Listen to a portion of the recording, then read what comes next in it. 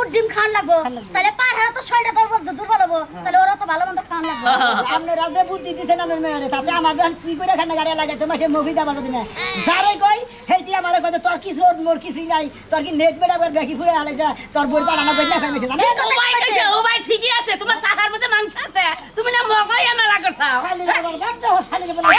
বাবা আরে পালা লাগা দিতে ওই যে লঙ্গি নিচে হাত তোর কি বয়স আমার কম হইছে রে লঙ্গির নিচে হাত দিছ না ওই হাফ প্যান্টের মধ্যে টেহারি রাখো টেহা আবার ডাকাইতে নিব না সুরে নিব দেখলে পিস লাগবে জায়গার মধ্যে টেহা রাখো যাও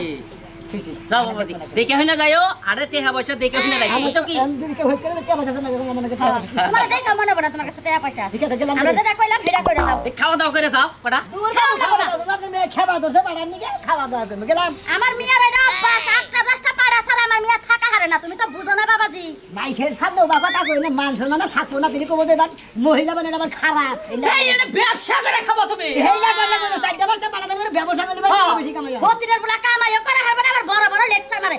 খালি হতি বলা করে এই চুপ থাকো খালি হতি বলা একটা সর মেরে দাঁত ফলাই দিমু হরি লাগা পাপা কি মেয়ের জামাই সর আমি শ্বাস কম নাম না তুমি তো আসাও মেয়ের জামাই গালের মধ্যে আমার বাড়ি টাকা নিয়ে ব্যবসা করে খাবা আমার লাগা তো বড় বড় কথা খামো রাখে ভাই বলে সাগর কথা আরে বেশি করে কমো তোমার মা যদি বাইসা থাকতো না দেখতে আমি কি করতাম হ্যাঁ রাঙ্গু বাবার কাছে যে আপনি বিয়া বইতেন কোন বেরিতেছে